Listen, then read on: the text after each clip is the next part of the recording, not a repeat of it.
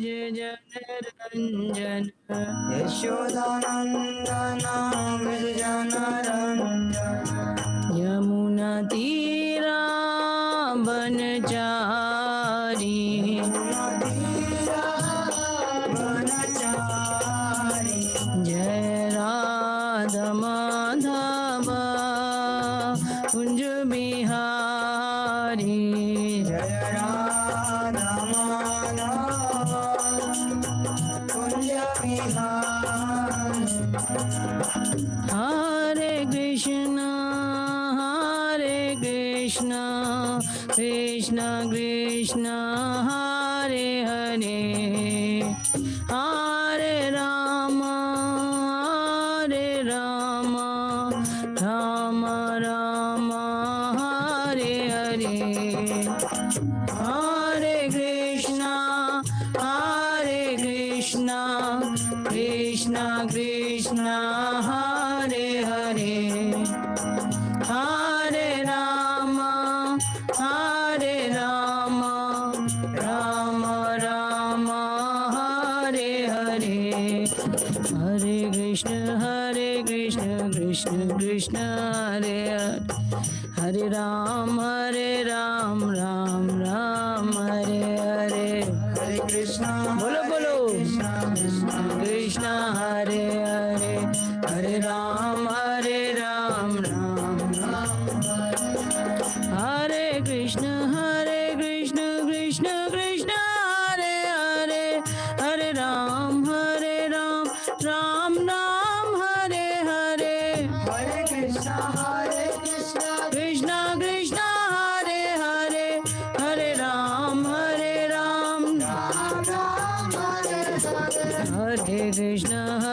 कृष्ण कृष्ण कृष्ण हरे हरे हरे राम राम राम हरे हरे हरि बोल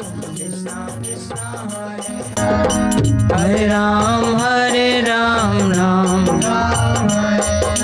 गोविंद जय जय गोपाल जय जय गोविंद जय जय गोपाल जय गोविंद जय जय गोपाल जय जय गोविंद जय जय गोपाल जय जय राधा रमन हरि गोविंद जय जय राधा रमण हरि गोविंद जय निताई गौरंगा निताई गौरंगा निताई गौरांगा निताई गौरांगा निताई गौरंगा गौर हरि निताई गौरांगा गौरांगा जय सचिनंदन गौर हरि जय सचिनंदन गौराणी नदिया विहारी गौर हरि नदिया बिहारी गौराणी हरे कृष्ण कृष्ण कृष्ण हरे हरे हरे राम राम राम हरे हरे हरि बोल हरे कृष्ण कृष्ण हरे हरे हरे राम राम राम हरे हरे निताई गौर हरि बोल हरि बोल हरि बोल हरि बोल गौर हरि बोल हरि बोल हरि बोल हरि बोल जय जय प्रभुपाद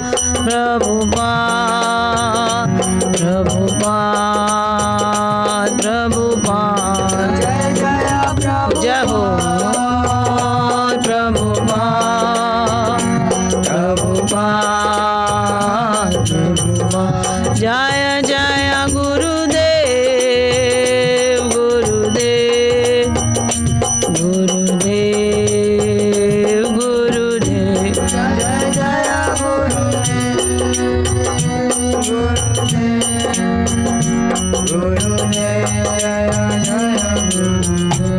निताई गौर प्रेमानंदे हरि हरि बोल। निताई गौर प्रेमानंदे हरि हरि बोल। हरि बोल हरि बोल हरि बोल। बोलिए श्री गौर राधा कृष्ण भगवान की जय। जगत गुरु श्रील प्रभुपाद की जय। सद्गुरुदेव महाराज की जय। ओम अज्ञानतिम्रान्धस्य ज्ञानाञ्जनशलाकया चक्षुरुन्मिलितं येन तस्मै श्रीगुरुवे नमः। नमो विष्णुपदाय कृष्णप्रेष्ठाय भूतले श्रीमते भक्तिवेदान्तस्वामी इति नामिने। नमस्ते सरस्वती देवे गौरवाणी प्रचारिणे निर्विशेष शून्यवादी पाश्चात्य देशे तारिणे। नमो विष्णुपदाय कृष्णप्रेष्ठाय भूतले श्रीमते नवयोगेन्द्र स्वामी इति नामिने। नमस्ते प्रभुपाद देवे नाम संकीर्तन प्रचारिणे निर्विशेष शून्यवादी समस्त देशे तारिणे। बोलिए सद्गुरुदेव महाराज की जय। जगत गुरु श्रील प्रभुपाद की जय। भक्त भक्ति भगवंत गुरु चतुर नाम वपुए जिनके पद वंदन किए नाशत विघ्न अनेक। भक्ति दान मोहे दीजिए गुरुदेवन के दे और कछु नहीं चाहिए निस दिन चरणन से। गुरु बड़े गोविंद से व्यास ही दियो बता। तन मन गुरु को सौंप के चरणन रहु लिपटा। गुरु गोविंद दोनों खड़े कांके लागू पार। बलिहारी गुरु आपकी जो गोविंद दियो मिला। बोलिए सद्गुरुदेव महाराज की जय। जगत गुरु श्रील प्रभुपाद की जय। तो सबसे पहले मैं आभार व्यक्त करूंगी गुरुजनों का, आचार्यों का, उसके बाद पार्थ फाउंडेशन का, शीतल माता का, उसके बाद उधमपुर की मीडिया टीम, डॉक्टर मधुप्रिया दास और नदिया विहारी प्रभु का, और हमारी जो गुरुकुल की ऑर्केस्ट्रा टीम है उन सभी बच्चों का मैं आभार व्यक्त करती हूँ जिन्होंने हमें यहाँ आपके समक्ष कुछ दो शब्द बोलने के लिए ये आमंत्रण दिया है। तो आप सभी का, जो इंटरनेट लिसनर हैं, व्यूवर हैं, सबका बहुत बहुत आभार। हरे कृष्णा। तो कल हमारी चर्चा हुई थी जिसमें हमने अर्चनम और वंदनम और इन सब पे चर्चा की थी। हमने अम्बरीश महाराज जी का हमारा चल रहा था कि अम्बरीश महाराज कितने भगवान के भक्त थे। अर्चनम विधि पे हम कर रहे थे कि वो अर्चनम में तो पृथु महाराज जी थे, लेकिन अम्बरीश महाराज जी की जो अर्चनम पद्धति थी जिसमें राजा होके वो सब कुछ खुद करते थे। कहते हैं कि एक ब्राह्मणी थी तो वो अपने पिता से उसने कहा कि जब उसने अम्बरीश महाराज को इतना भक्त देखा तो उसने अपने पिता को बोला कि हम अम्बरीश महाराज के साथ विवाह करेंगे। तो उसके पिता ने कहा, अरे तुम क्या कहती हो, वो कहाँ महाराजा और कहाँ तुम? कहती नहीं। तो उन्होंने एक ब्राह्मण भेजा कि जाओ पत्र लेके अम्बरीश महाराज के पास। तो ब्राह्मण जब पत्र लेके अम्बरीश महाराज के पास पहुँचा तो अम्बरीश महाराज क्या कहते हैं? अम्बरीश महाराज कहते हैं, अरे मेरी तो आगे ही 100 रानियाँ हैं और मैं तो भगवान की सेवा में लीन रहता हूँ। तो ब्राह्मण को वापस कर दिया। अब जब ब्राह्मण ने आके बताया, पहले रिश्ते की बात ब्राह्मण लोग लेके जाया करते थे। थोड़ा संस्कृति थी हमारी कि किसी को भी कहीं लड़की का रिश्ता लेने जाना तो ब्राह्मण को भेजा जाता था रिश्ते की बात तय करने के लिए। आजकल तो लड़कियां खुद ही पसंद कर लेती हैं। तो जब वो वापस आया तो बड़ा निराश हुए वो ब्राह्मण कि मेरी लड़की से मना कर दिया, लेकिन उसकी जो लड़की थी वो पीछे पड़ गई। कहते नहीं, आप फिर से जाइए। ऐसे कई बार जब उसने उत्सुकता दिखाई कि हमें अम्बरीश महाराज से ही, तो अम्बरीश महाराज को फिर उनसे विवाह करना पड़ा। और जब अम्बरीश महाराज विवाह करके आए तो वो तो बड़ी भक्त थी और वो जानती थी कि अम्बरीश महाराज बहुत भक्त हैं, तो वो क्या भगवान की सेवा पूजा अर्चन करती रहती थी और अम्बरीश महाराज को पता ही नहीं चलता था। एक बार अम्बरीश महाराज किसी काम से गए तो वो छुप के जब रानी के महल में नीचे जाके देखा तो देखा अरे उसकी रानी जो है वो तो बड़ी भक्त है, वो तो सेवा पूजा में लीन है। तब अम्बरीश महाराज ने उनको भी सेवा का मौका दिया। नहीं तो अम्बरीश महाराज भगवान की जो सेवा करते थे उसमें किसी भी रानी को नहीं आने देते थे, लेकिन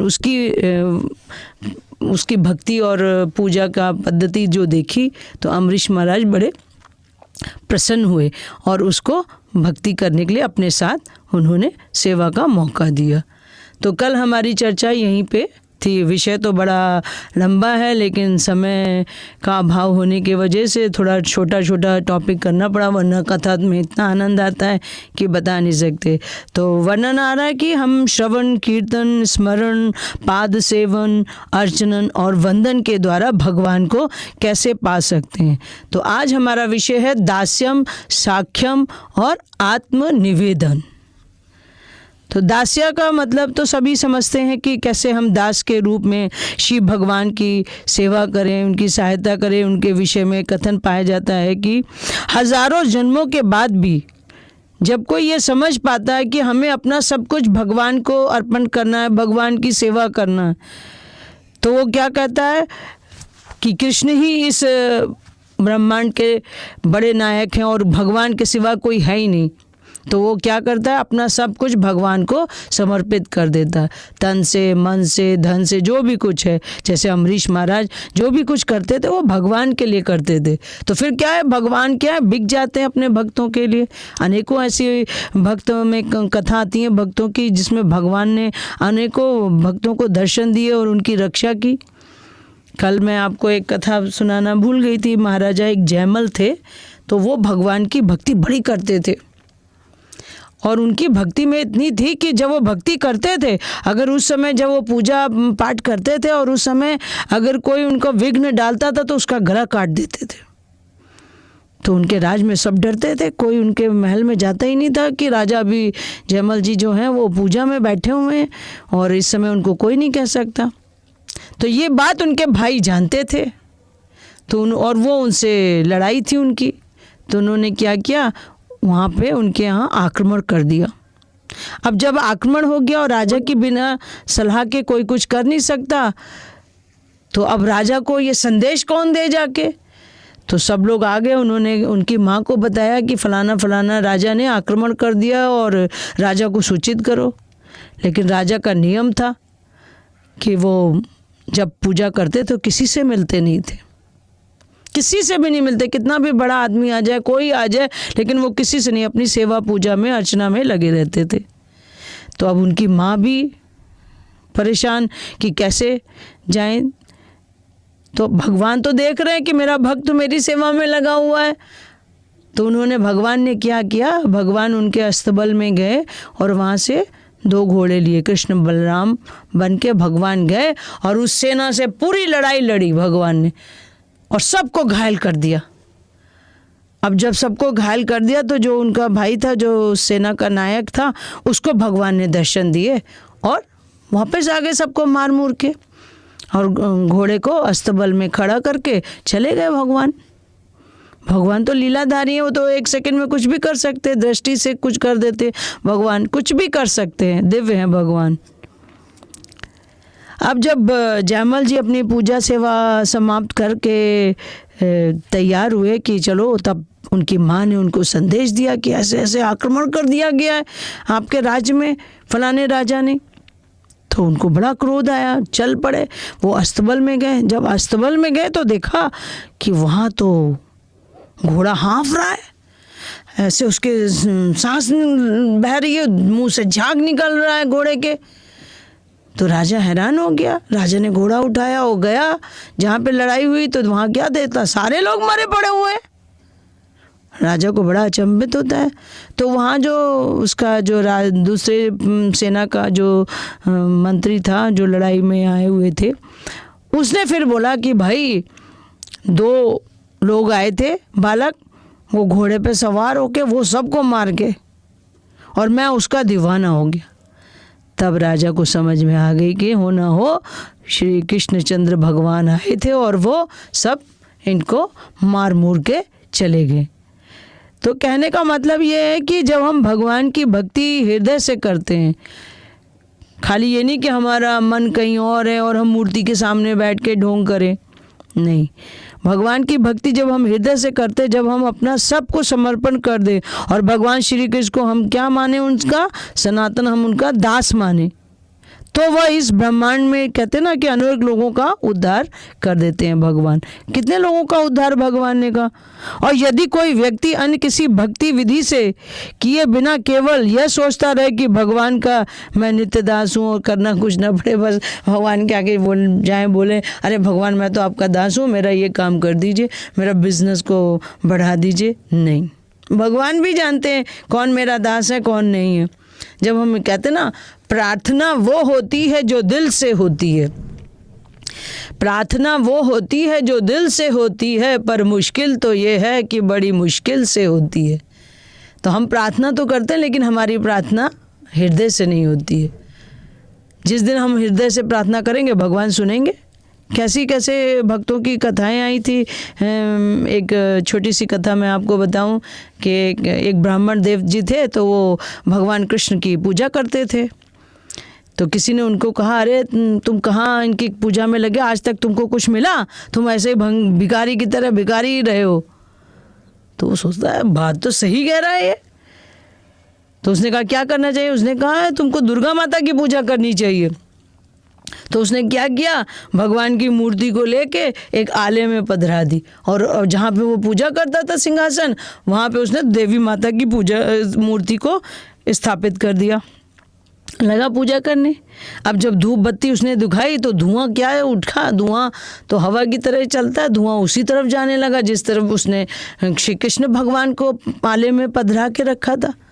तो उसको बड़ी गुस्सा आई। तो उसने क्या किया, भगवान की नाक में रुई ठूस दी। कहता मैं धूप बत्ती जलाता हूँ देवी माता के लिए और सूंघते ये हैं। तो जब उसने नाक में रुई ठूस दी तो भगवान प्रकट हो गए, और जब भगवान प्रकट हो गए दर्शन दिए। तो फिर तब भी नहीं माना। तो वो क्या कहता है कि जब मैं इतने दिन सेवा करता था तब तो तुमने मुझे कभी दर्शन नहीं दिए, आज मैंने रुई ठूस दी तुम्हारी नाक में तो तुमने मुझे आज दर्शन दिए।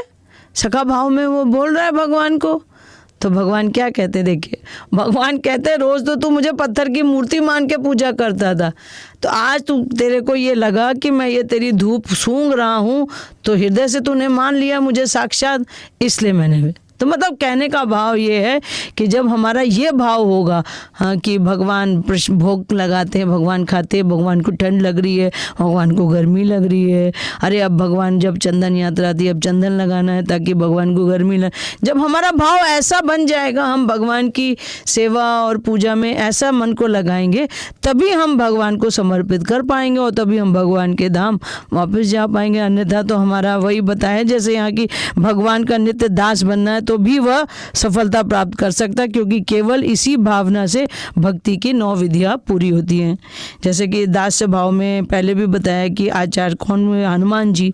हनुमान जी क्या थे, हनुमान जी भगवान राम जी के अनन्य भक्त थे। अंजना नंदन के पुत्र थे हनुमान जी। और कहते बचपन में जब उनको भूख लगी, आम खाने की इच्छा हुई तो वो सूरज को ही समझ गए कि आम है और उसको ही निगल गए। अंजना नंदन जो हनुमान जी थे ये पवन पुत्र थे, तो बहुत बलशाली थे। इनकी कथा आती है, वर्णन आता है कि राम जी के इतने अनन्य भक्त थे कि एक बार राम जी की जब सेवा हो रही तो लक्ष्मण और सब लोग यही सोच रहे हैं कि हम लोग को सेवा करने का मौका ही नहीं मिलता है, हम लोग अपनी अपनी सेवा बांट लेते हैं। तो जानकी माता से सलाह करके एक पत्र लिखा और उसमें राम जी से सिग्नेचर करवा लिए कि फलाने की ये सेवा, सबने अपनी अपनी सेवा बांट ली। लक्ष्मण जी ने बांट ली, भरत ने बांट ली, शत्रुघ्न ने बांट ली, सब ने बांट ली कि हम ये सेवा करेंगे। अब हनुमान जी आते हैं, हनुमान जी कहते हैं सबने तो अपनी सेवा ले ली, मेरी कोई सेवा ही नहीं है। तो देखिए कितना सुंदर है। भक्त जो है कहते हैं ना सेवादार। हम मंदिर में आते हैं, मंदिर में जो रहते हैं तो हम कहते हैं सेवा कौन सी हो, उत्तम सेवा किसको कहते हैं? उत्तम सेवा वो होती है जो व्यक्ति कहीं से भी सेवा ढूंढ के निकाल लेता है। उसे ये नहीं बताना पड़ता है कि भाई तुम ज़रा फूलों की माला बना देना, तुम ज़रा इधर सफाई कर देना, तुम ज़रा भगवान के बर्तन धोना ना। जो सेवादार होगा, जो हृदय से सेवा करना है, वो सेवा ढूंढ लेगा, उसको कुछ भी नहीं बताना पड़ेगा। वो उत्तम सेवा होती है। और मध्यम सेवा क्या है कि हमने किसी को बताया भाई फलाने ज़रा तुम ये घास काट देना, इधर भगवान के मंदिर में लॉन में बहुत घास हो गई है, तो वो कहेगा ठीक है, तब वो उसको उस सेवा को करेगा। ये मध्यम सेवा है। और निम्न सबसे सेवा कौन सी है? वो क्या है कि हमने किसी को बोला भाई तुम ये सेवा कर देना, भगवान के बर्तन मांज देना। जब हम 4 बजे भोग के लिए गए तो देखा वहाँ तो भगवान के बर्तन पड़े हुए, किसी ने सेवा ही नहीं की। मतलब कहने के बाद भी जो सेवा ना करे वो सबसे निम्न सेवा है। तो उत्तम सेवा, हनुमान जी तो भगवान जी के अनन्य भक्त थे। हनुमान जी के लिए सब कुछ अपना उन्होंने नहीं हृदय में दिखाया था। जब वर्णन आता है कि जब समुद्र मंथन हुआ तो उसमें से अनेक रत्न निकले, मोतियाँ निकले। जब रावण ने क्या किया, आक्रमण करके सब अपने कब्जे में लेके अपने खजाने में रख लिए।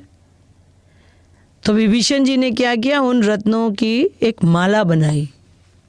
और जब भगवान का अभिषेक, राज अभिषेक हो रहा था तो सभी लोग भेंट दे रहे थे। तो विभीषण जी ने सोचा मैं क्या दूं, तो उन्होंने मणियों की माला भेंट की राम जी को। अब राम जी क्या करते माला का, तो उन्होंने सीता माता को दे दी। अब सीता माता के तो हनुमान जी लाडले थे, तो उन्होंने हनुमान जी को दे दी। और हनुमान जी उस समय क्या कर रहे हैं, भगवान की चरण सेवा कर रहे हैं। हनुमान जी राम जी के अनन्य भक्त थे, सदा ही उनके साथ रहते थे। ऐसी दास्यता हमें रखनी। हम तो क्या है, कहने को तो हम दास्य बन जाते हैं, लेकिन जब कोई बात होती है तो उतारू हो जाते हैं, हम उसके दुश्मन बन जाते हैं, लड़ने को तैयार हो जाते हैं। हम अपना शिष्टाचार ही भूल जाते हैं कि हम किसके दास हैं। तो इससे क्या होता है, हम भक्ति में प्रगति नहीं कर पाते। अगर मान लीजिए हमारा किसी वरिष्ठ भक्त ने हमको कोई ज्ञान दिया या शिक्षा दी, तो हम उसको मानने को नहीं तैयार होते हैं। हम ये दोष दृष्टि देखने लगते हैं उसमें, तो इससे हम भक्ति मार्ग में आगे नहीं बढ़ पाते हैं। अब जब हनुमान जी को वो माला मिली, हनुमान जी तो भगवान के अनन्य भक्त थे, उनके लिए उस मणियों की जो मोतियों की माला थी उसकी कीमत तो कोई थी नहीं। हनुमान जी ऐसे मोती तोड़े, उसमें देखें फेंक दें, ऐसे तोड़े।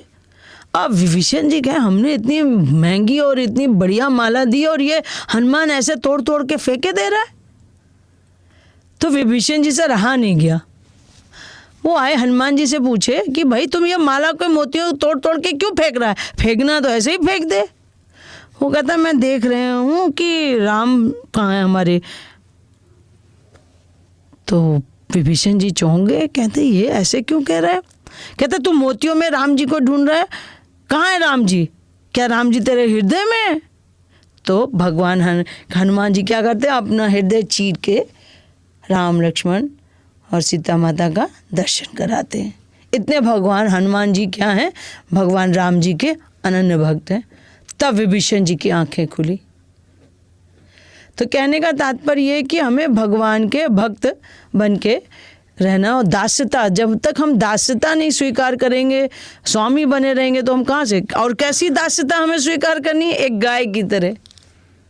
क्या एक गाय जो होती है वो अपने मालिक के यहाँ, स्वामी के यहाँ खूंटे से बंधी रहती है, उसी पे निर्भर है।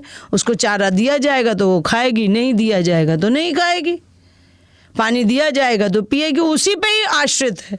तो हमें भी क्या, एक छोटे बालक है, जैसे एक छोटा बच्चा है, वो अपनी माँ पे आश्रित रहता है कि माँ दूध पिलाएगी तो बच्चा पिएगा, माँ उसको पेशाब कराएगी तो वो करेगा, माँ उसको भोजन कराएगी तो वो करेगा। क्यों, वो माँ पे आश्रित है पूर्ण। इसी तरह जब हम भगवान पे पूर्ण आश्रित हो जाएंगे तो देखिए भगवान हमको क्यों नहीं मिलेंगे। लेकिन हम होते ही नहीं, हम अपना भगवान को इतना भरोसा ही नहीं रहता हमारा, हम अपना दिमाग चलाने लगते। तो भगवान भी कहते हैं जाओ चलाओ जाके अपना दिमाग। तो हनुमान जी का वर्णन आता है कि वो पूर्ण आश्रित थे। तो हम आपको बता रहे थे कि सेवा कितने प्रकार की होती है। तो हनुमान जी को जब पता चला कि उनका नाम ही नहीं है सेवा की लिस्ट में, उनने कहा मैं तो सेवा कर ही लूँगा। वो बैठ गए कि मेरी क्या सेवा है। उन्होंने कहा कोई सेवा नहीं, कोई सेवा नहीं तो ठीक है, कोई नहीं, मैं अपने स्वामी के आगे बैठ के चुटकी बजाऊँगा। जब वो जम्हाई लेंगे, उनको जम्हाई आएगी तो मैं चुटकी बजाता रहूँगा। अब सब लोग परेशान, अरे हमने तो इसकी कोई सेवा नहीं दी, इसने तो अपनी सेवा ढूंढ ली। अब ये बैठ गए राम जी के पास, 24 घंटे राम जी के पास बैठे रहे। सब लोग जिस काम के लिए उन्होंने सबने सेवाएं लगाई बांटी, उन्होंने कहा लो ये तो हनुमान जी तो हम सबसे आगे निकल गए। अब हनुमान जी क्या, जब राम जी को जम्हाई है तो वो चुटकी बजाए, अपनी उनकी वही सेवा हो गई। उसी सेवा में जो सेवादार होता वो तो कोई भी सेवा ढूंढ लेता। जैसे कुछ साल पहले हमारे यहाँ एक भक्त आए थे, तो वो बिल्कुल नए भक्त थे, भक्ति में मार्ग में नए नए आए थे। तो गुरु महाराज की व्यास पूजा थी तो उसमें वो आए थे। तो जब वो आए तो तब मंदिर इनॉग्रेशन तो हो ही गया था, लेकिन कुछ कम काम रह गया था तो वो चल रहा था। तो हमारी यहाँ पे जहाँ बर्तन धोते हैं, यहाँ पानी की एक पुरानी टंकी होती थी। तो मैं किसी काम से रात को उठी 1:45 बजे, तो मैं क्या देखती हूँ कि वो भक्त बर्तन मांज रहे हैं। अब मुझे तो बड़ी शर्मिंदगी लगी, मैंने कहा ये तो गेस्ट हैं हमारे और ये बर्तन मांज रहे हैं।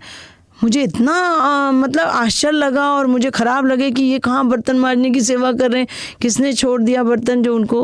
तो जब मैंने उनसे पूछा तो वो इतने मतलब कहते नहीं नहीं माता जी मुझे यही सेवा अच्छी लगती है। मतलब भावना देखिए कि जब सब सो गए तो वो अपना काम ढूंढ के बर्तन मांज रहे हैं। और यहाँ तो लोगों को कहो तो नहीं करते हैं, भाग जाते हैं, बातें बना देते हैं। तो ऐसे फिर हम भक्ति मार्ग में आगे नहीं बढ़ते। खाली हम माला करते हैं और सेवा नहीं करें तो इससे भी नहीं होती। हमारा मन अभी वो स्थिति में नहीं है कि हम सारा दिन बैठ के जप कर लें और भगवान को प्राप्त कर लें। ऐसा नहीं होता है। जब तक हम इस शरीर से भगवान की सेवा नहीं करेंगे उससे हमारे कर्म नहीं कटेंगे। जब तक कर्म नहीं कटेंगे तब तक हम भक्ति मार्ग में आगे बढ़ेंगे ही नहीं। तो हनुमान जी ने अपनी सेवा ढूंढ ली और वो लगे चुटकी बजाने। अब सारा दिन हनुमान जी राम जी के पास बैठे। अब शयन का समय, सीता माता अपने शयन कक्ष में आई, हनुमान जी चुटकी बजा रहे। तो सीता माता ने उनको इशारा किया तो वो गए और महल के कंगूरा बना हुआ था वहाँ बैठ गए। अब उन्होंने देखा, अब वहाँ तो वो जब राम जी जम्हाई लेते तब वो चुटकी बजाते थे। अब उनने सोचा मैं तो वहाँ हूँ, मेरी ये सेवा है, तो वो चुटकी बजाने लगे। निरंतर वो चुटकी बजा रहे और इधर राम जी ने देखा कि मेरा भक्त मेरे लिए चुटकी बजा रहा है तो उसकी सेवा बेकार ना जाए, तो वो जम्हाई लेने लगे। अब इतनी जम्हाई ले रहे हैं, इतनी जम्हाई ले रहे हैं कि जम्हाई लेते लेते उनका क्या हुआ, हाँ मुंह खुला रह गया। अब सीता माता परेशान हो गई। वो जाके उन्होंने रानियों को बताया, महल में हाहाकार मच गया। तो मुनि वशिष्ठ मुनि को बुलाया गया, भैया कि ये क्या हो गया, इनका मुंह खुला हुआ है। तो वशिष्ठ मुनि जब वहाँ पे आए तो उन्होंने कहा हनुमान जी कहाँ हैं, उनको बुला के लाओ। पता चला फिर हनुमान जी को बुलाया गया। जब हनुमान जी राम जी के पास आ गए तो राम जी उनके सर पे हाथ फेरा और उनको आशीर्वाद दिया।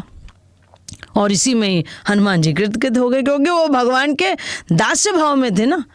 तो इस पर क्या, इससे हमें ये शिक्षा मिलती है कि जब तक हम दास्यता नहीं स्वीकार करेंगे तब तक हम भगवान के चरणों में आगे नहीं बढ़ सकते, भक्ति मार्ग में हम आगे नहीं बढ़ सकते।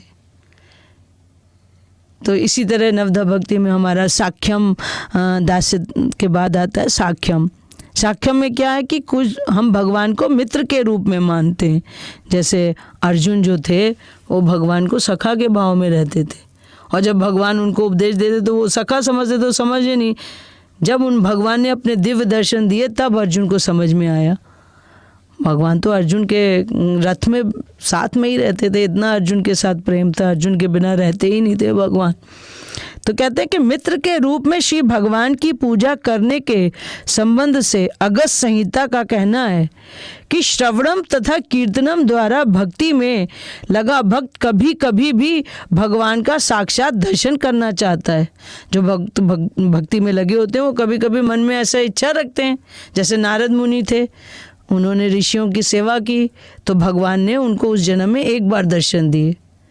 जब उन्होंने ऋषियों की जब चतुर्मास चल रहा था तो वो ऋषिवर लोग जो हैं एक ही स्थान में रुक जाते, तो उनके यहाँ रुक गए तो वो उनकी सेवा करते थे, भोजन खिलाते थे, कपड़े धोते थे, और उनकी जो जूठन बचती थी वो उच्छिष्ट को ले लेते थे। तो उससे उनमें भक्ति उदय हो गई, तो उनकी सेवा सारा दिन करते रहते थे ऋषि मुनियों की। तो कहते हैं कि भगवान का साक्षात, फिर तब भगवान ने उनको दर्शन दिए थे, एक बार दिए थे, फिर उनको अगले जन्म में दर्शन मिले थे। दर्शन करना चाहता, अतः वह मंदिर में रहने लगता है। अब वो सोचता है कि मंदिर में रहेंगे तो हमें भगवान जल्दी मिल जाएंगे, हम भगवान के धाम में चले जाएंगे, लेकिन नहीं। अन्यथा ऐसा कथन प्राप्त होता है कि हे परम पुरुष भगवान नित्य सखा, यद्यपि आप आनंद तथा ज्ञान से पूर्ण हैं तो भी आप वृंदावन वासियों के सखा बने। वृंदावन वासी गोपियाँ क्या मानती थी भगवान को, भगवान के लिए तो इतनी दीवानी होती थी कि मर मिटती थी। कल जैसे वर्णन आ रहा था ना, अक्रूर जी जब कृष्ण बलराम को मथुरा ले जा रहे थे तो गोपियों ने आके रथ रोक लिया भगवान का, वो जाने ही ना दे। गोपियाँ अपने पतियों को नहीं पूछती थी, वो तो भगवान के लिए दीवानी रहती थी, सब कुछ भगवान के लिए, सारा दिन सोचना उठना बैठना जब भी तो भगवान के लिए सोचती थी। हम क्या, जब तक हम मंदिर में रहते तब तक तो हम मंदिर के बारे में सोचते हैं, लेकिन जैसे ही मंदिर से गए तो कहीं अपने धन, अरे फलाने ने इतने पैसे नहीं दिए, ढिकाने के पैसे लेने, ये करना है वो करना है। लेकिन मंदिर में जब हम भगवान के सेवा में लग जाते तो हमें लगता है भगवान के लिए सब्जी लानी है, भगवान का प्रसाद बनाना है, भगवान के भोग के बर्तन साफ करने, भगवान के श्रृंगार के जो वस्त्र हैं उनको प्रेस करके रखना है। तो ऐसे अनेक सेवाएं होती है भगवान की, और जब हम इस सेवा में लग जाते हैं तो हम भगवान के नज़दीक पहुंच जाते हैं। तो ये भक्त कितने भाग्यशाली हैं कि वो ये भगवान को अपना सखा मान चुके हैं। जैसे वर्णन आता है कि सुदामा जो थे वो भगवान के बहुत, कृष्ण भगवान के क्या थे, सखा थे, मित्र थे। कैसे, जब वो संदीपनी मुनि के आश्रम में रहते थे तो वहाँ अपने गुरुकुल में पढ़ते थे। तो जब वो गुरुकुल में पढ़ते थे तो वहाँ पे सुदामा जी तो पहले ही से वहाँ रहते थे पढ़ने के लिए। जब तो एक दिन सुदामा जी जंगल में, गुरुकुल में यही पद्धति होती है, गुरुकुल का मतलब होता है उनको सारा वैदिक शिक्षा दी जाती है कि सब सेवा अपने आप करनी होती है। आश्रम की जो भी सेवाएं, साफ़ सफाई, बर्तन की सेवा, जंगल से उस ज़माने में तो गैस नहीं होती थी तो लकड़ी लाना, फिर भोजन बनाना। तो सुदामा जी भी इसी सेवा में लगे रहते थे। तो एक दिन क्या देखते हैं कि वो जंगल में लकड़ी इकट्ठा करने गए हैं तो उनके पाँव में कांटा लग गया, बड़े कोमल से थे। अब जब कांटा लग गया तो वो चीखने लगे, चिल्लाने लगे। कुछ लोगों का शरीर ऐसा होता है, ज़रा सी चोट लगती तो वो चीखने चिल्लाने लगते हैं। और उसी दिन क्या प्रेरणा से कृष्ण भगवान भी गुरुकुल में आ रहे थे, तो रास्ते में जब उन्होंने देखा कि एक ब्राह्मण बालक चिल्ला रहा तो वो जल्दी से उतरे और उनका कांटा निकाल दिया तो ठीक हो गया। तो सुदामा जी को आराम मिला। तो सुदामा जी बड़े खुश हुए कि देखो ये हमें जानते भी नहीं हैं और तब भी इन्होंने हमारी इतनी मदद की। बाद में देखा कि वो तो उन्हीं के गुरुकुल में पढ़ने के लिए आए। तो सुदामा और फिर कृष्ण भगवान की दोस्ती हो गई। और उस गुरुकुल में क्या नियम था कि जब कोई पाठ याद करके नहीं आता था तो उसको सज़ा दी जाती थी। सज़ा क्या दी जाती थी कि जाओ जंगल से लकड़ी बटोर के लाओ, एक पंथ दो काज। जैसे हमारे यहाँ भी बच्चों को पनिशमेंट मिलता है तो कह दिया जाता है अच्छा फलानी जगह पोछा लगा दो, तो सफाई भी हो जाती है मंदिर की और उसका सज़ा भी हो जाती है। तो ये बच्चों को शिक्षा देने के लिए होता ताकि बच्चा अच्छी बातें सीखे। तो जब दोनों जन, एक दिन क्या हुआ, सुदामा भी अपना पाठ भूल गए और कृष्ण भगवान भी जानबूझ के अपना पाठ भूल गए और जंगल में गए। अब जंगल में जब गए तो वहाँ पे बारिश आ गई, तूफान आ गया। तो ये लोग अब पेड़ पे चढ़ गए अपनी जान बचाने के लिए। वर्षा, बहुत मूसलाधार बारिश होने लगी। अब देर भी हो गई थी तो भूख भी लगे इनको। तो सुदामा जी ने क्या किया, जो वहाँ पे गुरुकुल से चने लाए थे तो वो कृष्ण भगवान के हिस्से के भी थे और उनके भी थे, तो उन्होंने खुद ही खा लिए और भगवान को नहीं दिए। भगवान तो अंतर्यामी, भगवान तो सब जानते हैं, भगवान को तो कुछ बताना नहीं पड़ता, लेकिन भगवान हमें क्षमा कर देते हैं। और जब सब मौसम ठीक हुआ और सब बारिश कम हुई तो ये अपने गुरुकुल में, विद्यालय में वापस आ गए। लेकिन देखिए, जब हम किसी के दूसरे के हिस्से का खाते तो उसका हिसाब देना पड़ता है। कहते ना, every action as a equal and opposite reaction. अब सुदामा जी ने क्या किया, अपने मित्र के हिस्से का खाया था। कहने को तो छोटी सी बात है, लेकिन जब कृष्ण भगवान बड़े हुए तो चले गए। वो तो राजा हैं, वो तो अपने राज्य में चले गए। अब सुदामा अपनी जगह। सुदामा जी की जो पत्नी थी उनका नाम सुशीला था। सुदामा बड़े दरिद्र हुए। इतनी गरीबी थी कि उनके पास एक टाइम का भी भोजन नहीं होता, जबकि साधु को कहा है कि वो चलो 1-2 दिन का अपने पास जमा कर सकता है। रोज़ भिक्षा करते थे और रोज़ खाते थे, लेकिन उनके पास इतना भी नहीं होता था कि वो कुछ एक टाइम भी भोजन कर सके। बहुत गरीब थे, लेकिन फिर भी क्या, वो भगवान के नाम को नहीं भूलते थे, क्योंकि उनकी कृष्ण भगवान को उन्होंने सच्चा अपना मित्र मान रखा था। बहुत प्रेम था सुदामा। अब जब उनके घर में खाने को ना हो, उनके तरसे, और उनकी पत्नी सुशीला जानती थी कि कृष्ण भगवान तो द्वारका के राजा हैं और वो इनके मित्र हैं, तो क्यों ना इनको कृष्ण भगवान के पास भेजें कि इनके मित्र हैं, कुछ मदद करेंगे। तो जब वो सुदामा से बोलती हैं सुशीला, तो सुदामा कहते नहीं नहीं, मैं नहीं जाऊंगा। लोग क्या कहेंगे कि अपनी दोस्ती का फ़ायदा उठा रहा है, अपनी मित्रता का फ़ायदा कर रहा है, इसलिए हमारे पास मांगने के लिए आया है। तो सुशीला माता उनको शिक्षा देती हैं कि समझाती, नहीं नहीं, आप मांगने नहीं जाना, चलो अपने मित्र से मिलने तो चले जाओ। अब देखिए भगवान कैसी लीला करते हैं। और सुदामा तो अनन्य भक्त थे, उठते बैठते सोते जागते हरे कृष्ण कृष्ण कृष्ण हरे हरे, हरे राम राम राम हरे, दिन रात जपते थे। हमारे पास तो भूख लगे तो कहते ना, भूखे पेट ना होए भजन, गोपाला ले लो अपनी कंठी माला। 1 मिनट भी हम भूखे नहीं रह सकते हैं। फट से इधर उधर हमें भोजन लगाओ, भूख लगी है कुछ दो तभी हम करेंगे, नहीं नहीं अभी हमारा मन नहीं लग रहा है। तो हमारी ये स्थिति है, हम कलयुग के जीव हैं, हमारी कर्मों के हिसाब से हमारी स्थिति बनी है। लेकिन सुदामा जो थे वो भगवान के अनन्य भक्त थे और मित्रता उनकी घनिष्ठ थी। तो जब सुशीला ने ये समझाया कि आप चलो कुछ मांगना नहीं, ऐसे ही चले जाओ, तो वो राज़ी हो गए। तो क्या हुआ, जब वो मिलने के लिए गए तो चलते गए, अब तो वो थक गए। कहाँ द्वारका, कहाँ उनका घर, और बीच बीच में भगवान की सेवा भी करते जाते थे मन से। अब भगवान तो अंतर्यामी हैं, जब वो बहुत चले थक गए तो भगवान आए रात को और उन्होंने अपने दूत को बोला, कृष्ण भगवान ने किसको पहुँचाओ पास में, तो वो फिर उठा के वहाँ पे ले आए भगवान के राज्य में जहाँ द्वारका था। जब दूसरे दिन सुदामा जी ने अपनी आँख खुली जब, तो देखा कहाँ, अरे मैं कहाँ पहुँच गया। लोगों से पूछा, बोले अरे ये तो कृष्ण भगवान का द्वारका है, आप द्वारका पहुँच गए। तो भगवान सुदामा जी बड़े खुश होते, अरे मैं तो पहुँच गया द्वारका। लेकिन वो डरे, जब वो अपने घर से चले तो उनके मित्र के लिए उनकी पत्नी ने पोटली भर चिवड़ा दिया, और वो भी उनके घर में नहीं था, पड़ोस से मांग के ला के दिया था। तो अब सुदामा जी उनके महल के आगे पहुंच गए भगवान के। अब महल में वो क्या कहते हैं, कैसे जाएं, द्वारपाल को क्या कहते, अरे द्वारपालो कन्हैया से कह दो, दर पे सुदामा गरीब आ गया है। अरे द्वारपालो कन्हैया से कह दो, दर पे सुदामा।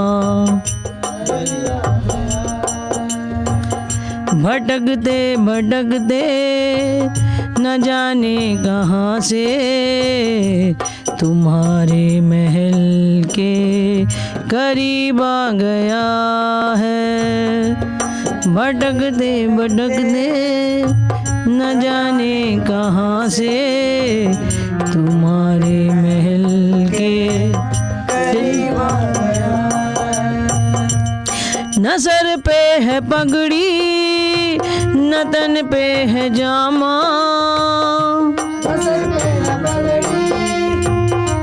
तन पे है जामा, बता दो कन्हैया को नाम है सुदामा, बता दो कन्हैया को नाम है सुदामा। एक बार मोहन से जाके ये कह दो, एक बार मोहन से जाके ये कह दो कि मिलने सखा बद नसीब आ गया है, सखा बद नसीब आ गया है। अरे द्वार बालो कन्हैया से कह दो, अरे द्वार बालो कन्हैया से कह दो, दर पे सुदामा गरीब आ गया है, सुदामा गरीब आ गया। सुनते ही दौड़े चले आए मोहन, सुनते ही दौड़े चले आए मोहन, लगाया गले से सुदामा को मोहन, लगाया गले से सुदामा को मोहन। हुआ रुक्मणी को बड़ा ही अचंभा, हुआ रुक्मणी को बहुत ही अचंभा कि मेहमान कैसा अजीब आ गया है, मेहमान कैसा अजीब आ गया है। अरे द्वार बालो कन्हैया से कह दो, अरे द्वार बालो कन्हैया से कह दो, इधर पे सुदामा गरीब आ गया है, गरीब आ गया है। बराबर में अपने सुदामा बिठाए, बराबर में अपने सुदामा बिठाए, चरण आंसुओं से श्याम ने धुलाए, चरण आंसुओं से श्याम ने धुलाए। न घबराओ प्यारे जरा तुम सुदामा, ना घबराओ ओ प्यारे जरा तुम सुदामा, क्षमा ये खुशी का करीब आ गया है, क्षमा ये सुखी का करीब आ गया है। अरे द्वार बालो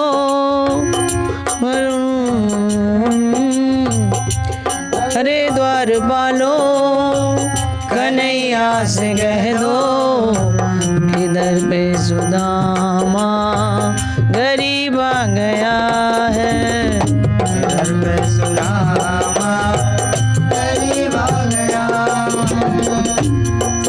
तो सुदामा द्वारपालों को अपनी सूचना देते हैं कि जाके कन्हैया को बताओ कि कौन उनसे मिलने आया। अब जब द्वारपाल जाते हैं और भगवान कृष्ण रुक्मणी माता के साथ अपने सिंहासन पर विराजमान हैं, तो जैसे द्वारपाल बताते हैं कि कोई सुदामा आए हैं आपसे मिलने, जैसे ही भगवान सुनते सुदामा, उनको अपने बचपन की सारी स्मृति याद आ जाती है। वो भागते हैं अपने मित्र सुदामा से मिलने के लिए और द्वार पे जाके उनको लेके आते हैं। आज भी हमारा ये शिष्टाचार होता है कि जब कोई मेहमान आता है तो हमें उसको द्वार पे जाके रिसीव करके लेके आना चाहिए। लेकिन आजकल तो शिष्टाचार इतना ख़त्म हो गया कि आदमी सोचता है ये बिना बताए कौन आ गया मेहमान, इसने पहले बताया क्यों नहीं था, अब जाएगा कब ये। लेकिन नहीं, पहले ऐसा शिष्टाचार होता था कि मेहमान को बाहर तक छोड़ने जाना होता था, लेने जाना होता था। तो भगवान सुदामा को लेके आए, कहाँ बिठाया? अपने सिंहासन पे। अब महारानी रुक्मणी देख रही है कि ये कौन है, गरीब सा फटे कपड़े पहन के आया है।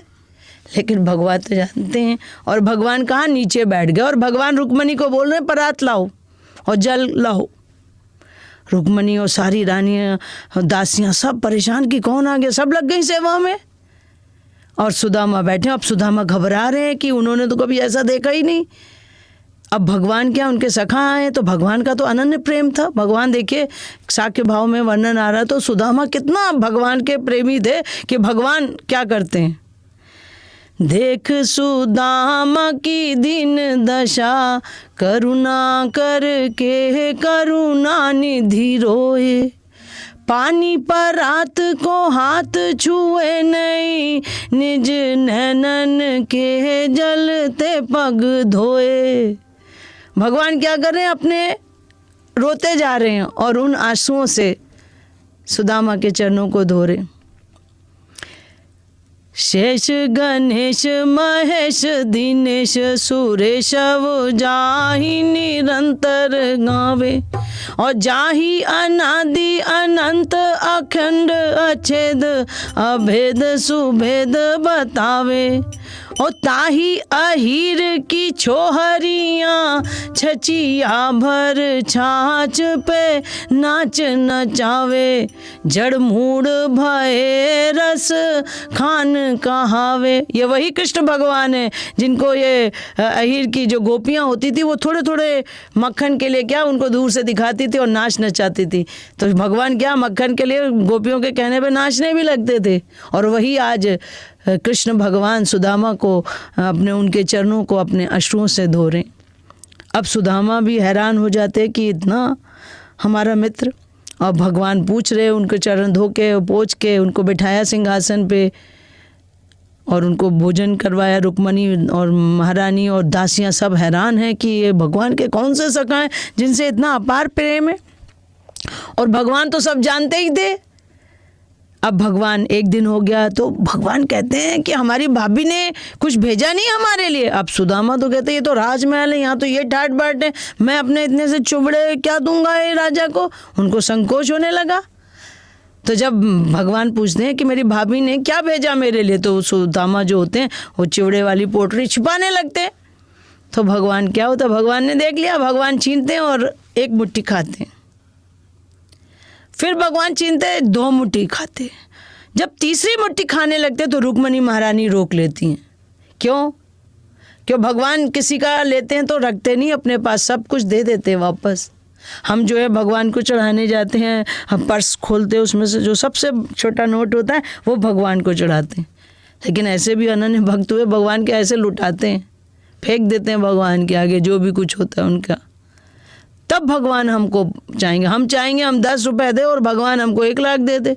हम चाहेंगे इतना सा हम करें और भगवान हमें 100 गुना दे। लेकिन फिर भी भगवान देखिए कितने दयालु, भगवान कहते आओ तो मेरे पास 10 कदम तो बढ़ाओ, मैं 100 कदम बढ़ा के तुमको ले लूँगा। अब जब भगवान को रोक दिया रुक्मणी महारानी ने, रुक्मणी तो जानती थी ये तो तीनों लोकों के स्वामी हैं, सर्वस्व लुटा देंगे ये तो। और भगवान बैठे ही इसीलिए थे अपने सुदामा के लिए करने के लिए।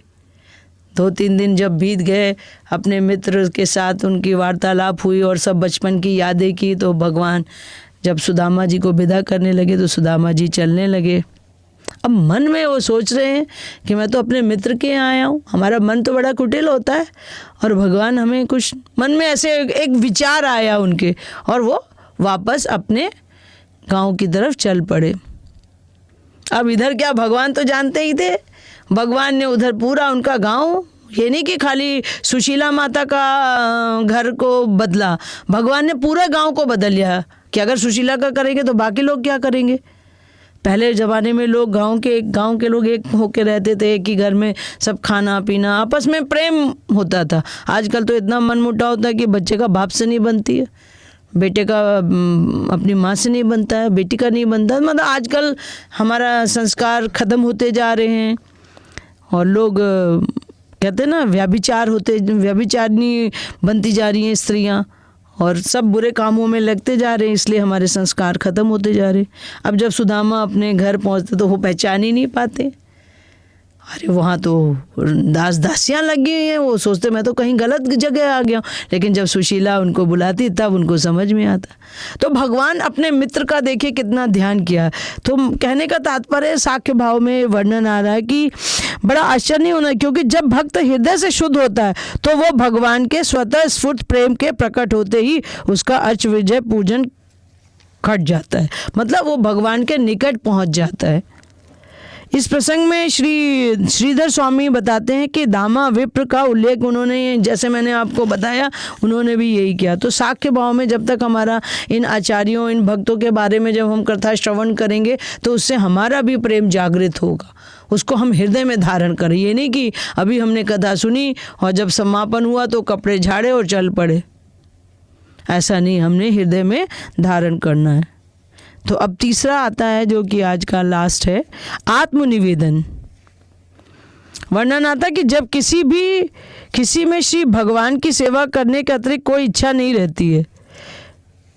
बहुत कम लोग ऐसे होते हैं जिनकी यही है कि अब हमें बस भगवान की सेवा करनी और कुछ नहीं करना।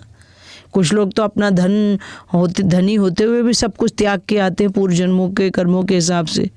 कुछ लोग मजबूरी में आते, जैसे भगवान वर्णन आता है ना, 4 प्रकार के लोग भगवान की शरण में आते हैं, आर्थो, अर्थार्थी, जिज्ञासी और ज्ञानी। कुछ लोग पैसे के लिए आते हैं, कुछ लोग ज्ञान प्राप्त करने के लिए आते हैं, कुछ लोग दुखी होकर भगवान के पास आते हैं, और कुछ लोग वास्तव में भगवान को जानने के लिए आते हैं। तो भगवान क्या कह रहे हैं यहाँ पे कि जो अपनी इच्छा, जिनको इच्छा नहीं रहती है कि हमें अब कुछ चाहिए, वो भगवान की सेवा के लिए आते हैं, तो वो अपना क्या सर्वस्पूर्ण पुरुषोत्तम भगवान को अर्पित कर देते हैं और हर कार्य श्री भगवान को प्रसन्न करने के लिए करते हैं।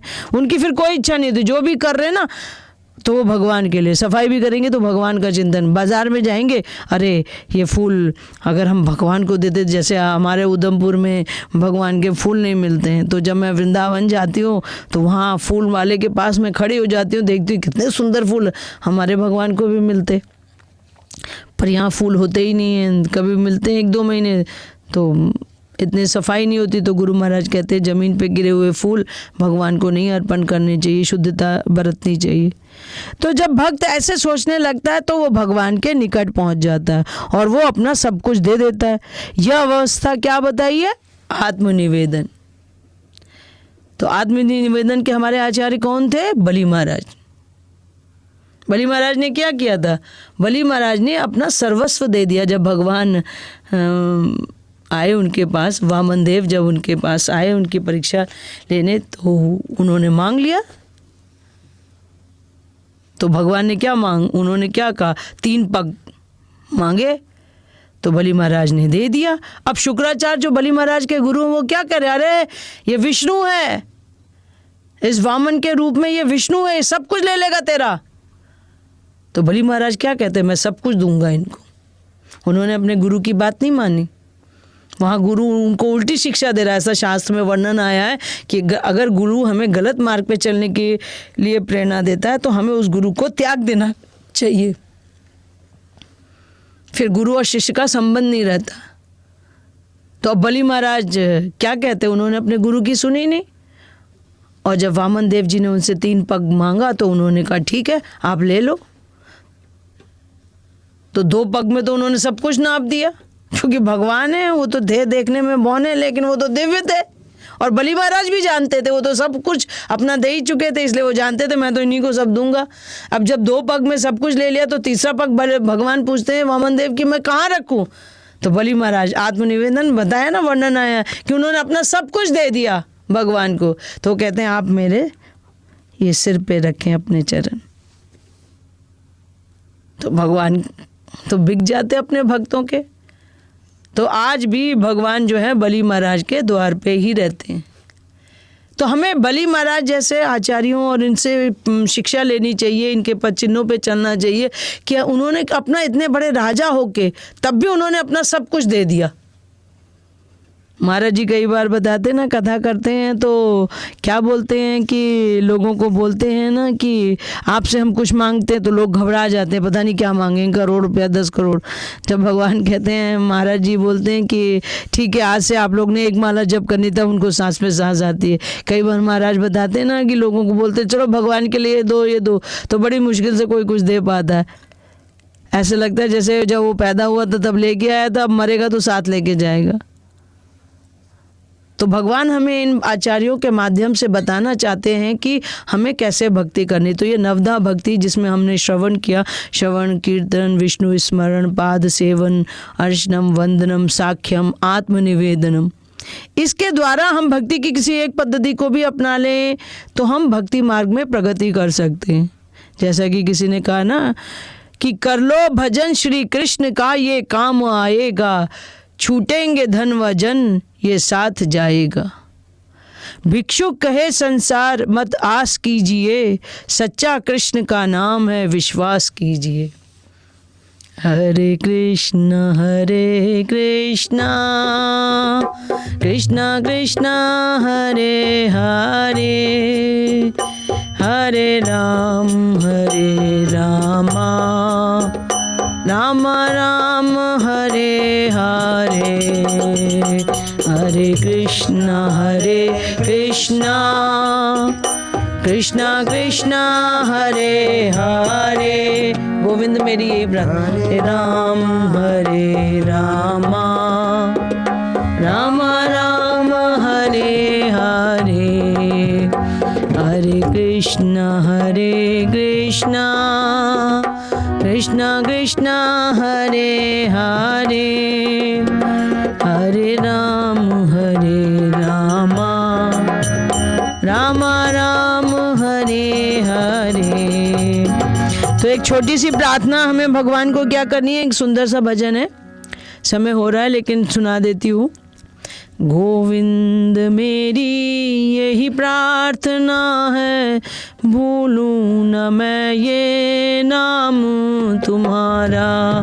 गोविंद मेरी यही प्रार्थना है, भूलूं न मैं ये नाम तुम्हारा।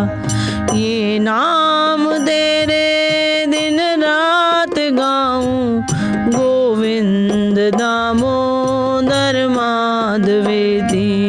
हे तेरे दिन रात गाऊं, गोविंद दामोदर माधवेती। हे कृष्ण हे यादव हे सखेती, हे कृष्ण हे यादव हे सखेती। देहांत काले तुम सामने हो, देहांत काले तुम सामने हो।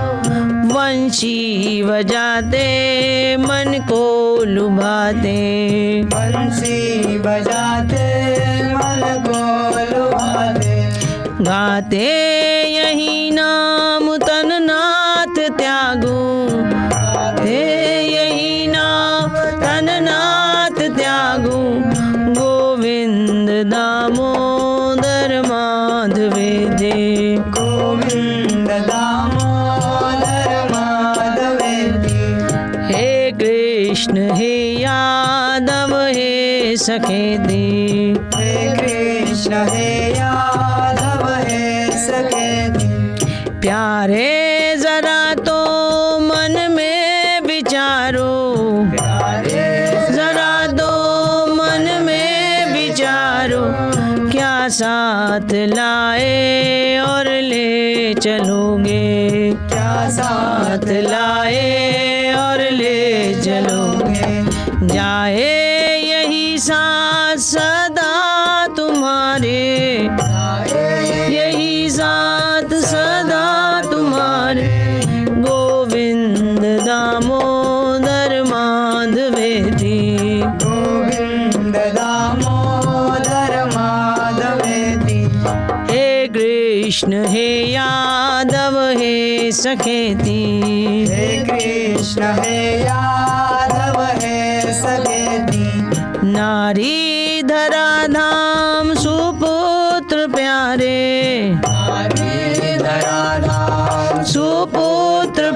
मारे, गलत सद्बांधव मित्र सारे, हत सद्बांधव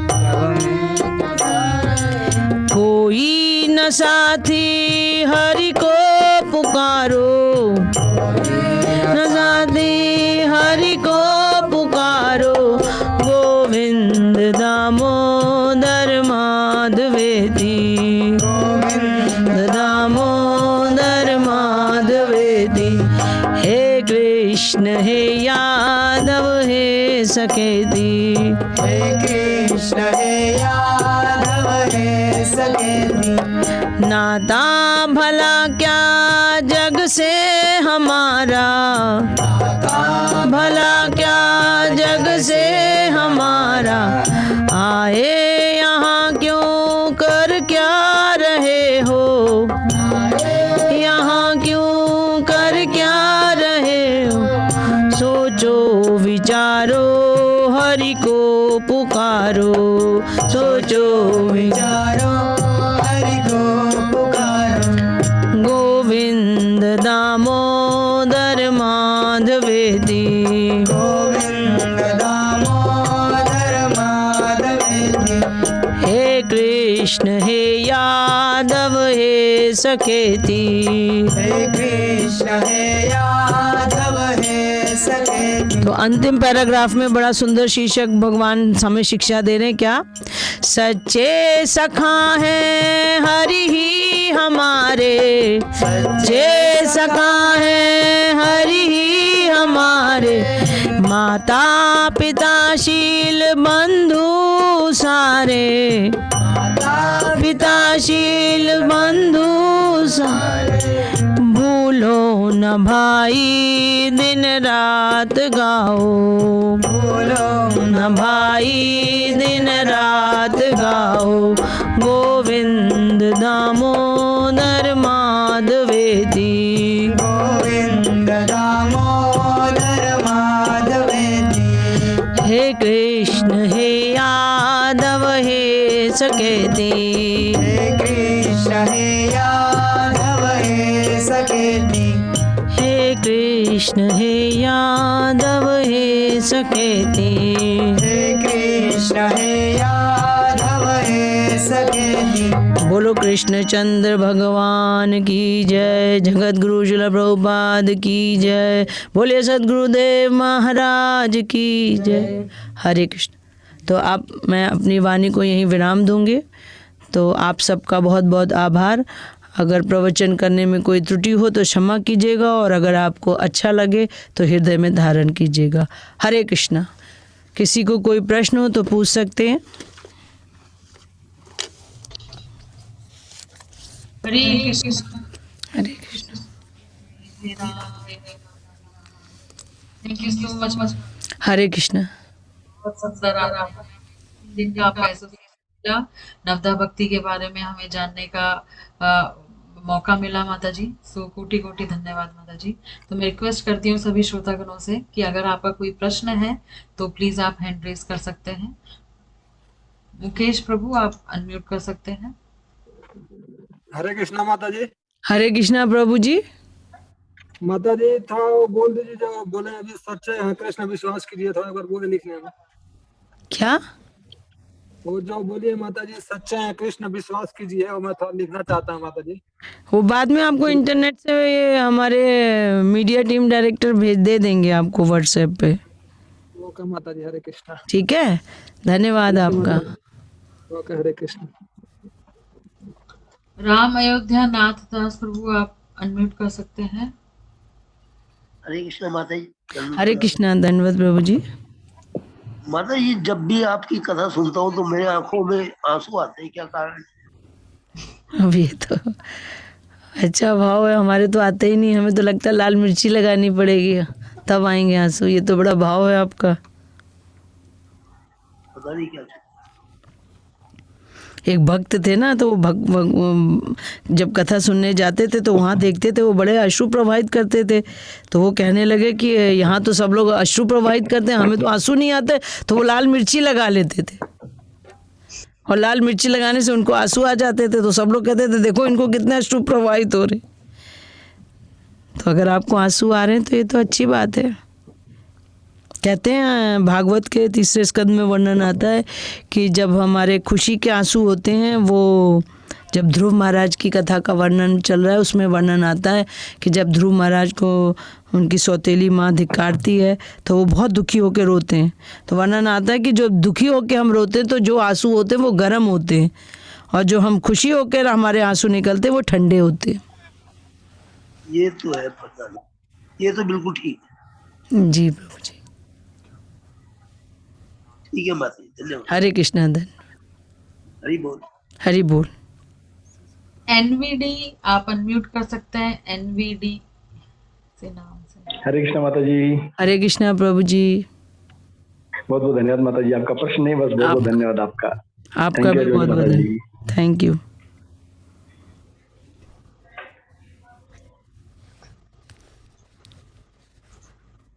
ओके, मोनिका माता जी आप अनम्यूट कर सकते हैं।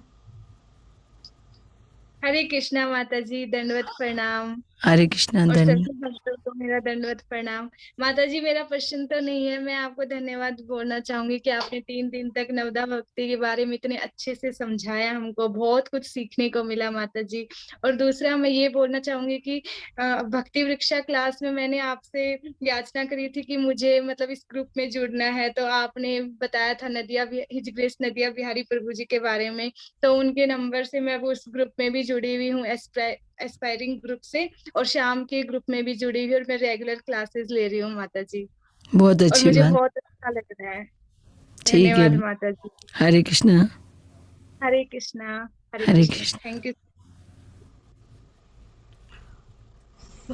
सविता माता जी आप अनम्यूट कर सकते हैं। हरे कृष्णा माता जी, दंडवत प्रणाम। हरे कृष्णा दंडवत माता जी। माता जी, मेरा एक छोटा सा सवाल है। अभी आपने कथा सुनाई जयमल महाराज जी की, जी जिसमें कहा कि वो भक्ति करते थे तो भक्ति में यदि कोई डिस्टर्ब करता था तो उसका सर काट देते थे। तो जी। वो क्या भगवान ऐसी भक्ति को माफ करते हैं? कितना बड़ा अपराध दिया जाए? अरे ऐसे ऐसे भक्त हुए जो भगवान के लिए चोरी करते थे। हरिपाल जी तो चोरी ऐसे तो थे, भक्ति- चोरी करने जाते थे। ऐसा उन्होंने नियम बना के रखा था कि कोई हमें डिस्टर्ब ना करे, तो कोई उनको डिस्टर्ब ही नहीं करने जाता था, इसी डर से कि सर कलन कर दिया जाएगा। ऐसे एक भक्त हुए रुकमागध जी, उन्होंने तो अपने राज्य में ऐसा विज्ञापन डाला हुआ था कि जो भक्त जो भी राज्य का आदमी एकादशी का व्रत नहीं करेगा तो उसको मौत के घाट उतार दिया जाएगा। ऐसा उनका नियम था। और एक बार उनकी बहनी ने ऐसा नहीं किया था। रुकमागध जी की अगर आपने कभी कथा पढ़ेंगे, भक्तमाल में वर्णन आता है, उनका इतना कठोर नियम था कि राज में डुगडुगी पिटवा देते थे एक दिन पहले कि कल एकादशी है और कल को कोई भी अन्न नहीं खाएगा, सब एकादशी का व्रत करेंगे। तो अपनी प्रजा के भले के लिए वो करते थे। ओके, धन्यवाद माता जी। हरि बोल। अगर ऐसा वो कोई नियम नहीं बताए तो पता चला हर समय भक्तों को कोई ना कोई तंगी करता रहे। तो एक नियम बनाया था, लेकिन सही। हरे कृष्ण। हरि बोल। चिरायु प्रभु जी आप अनम्यूट कर सकते हैं। हरे कृष्णा, धन्यवाद प्रणाम माता जी। हरे कृष्णा दंडवत प्रभु जी। बहुत ही अच्छा माता जी, आपने कृष्ण भगवान राधा गोविंद जी के एक और स्टेप करीब ला दिया माता जी। हरे कृष्ण। माता जी आशीर्वाद दीजिए कि बस राधा गोविंद जी की घर पे डीटी से उनकी भी ऐसी सेवा भाव में भक्ति रहे। वो 4 जो आपने बताए उसमें से सेवा भाव में खास मन लगा रहे माता जी। बिल्कुल, बहुत अच्छा। प्रभुपाद जी से प्रार्थना कीजिए, वो सब पे कृपा करते हैं। हम भी गुरु महाराज के ही चरणों में प्रार्थना करते हैं। थैंक यू माता जी। बस Thank you. सुदामा के जैसी है हमारी हालत, बस बहुत अच्छा भाव है। Thank you. Thank you so much माता जी। लवण्य माता जी आप अनम्यूट कर सकते हैं।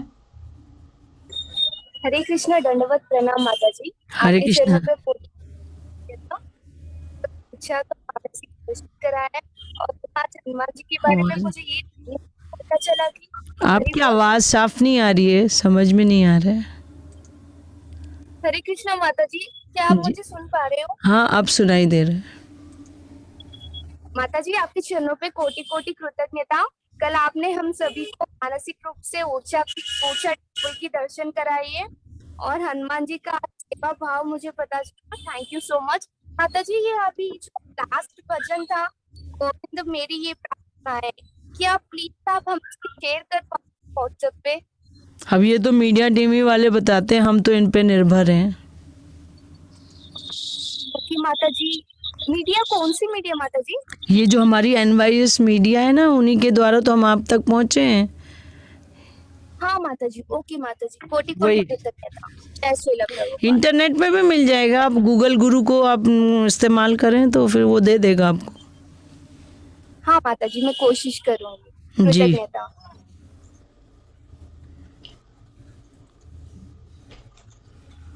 हरे कृष्णा माता जी। तो अभी किसी भक्त का कोई प्रश्न नहीं है, पर माता जी ये 3 दिन जो आपका एसोसिएशन मिला ये आउट ऑफ द वर्ल्ड है माता जी, तो आपसे यही रिक्वेस्ट है कि आगे आगे हमेशा पारसारथी में आते रहिएगा और हम सभी भक्तों को आप ऐसे ज्ञान देते रहिएगा जिससे हम भी अपने जीवन में थोड़ी सी शुद्ध भक्ति कर सकें माता जी।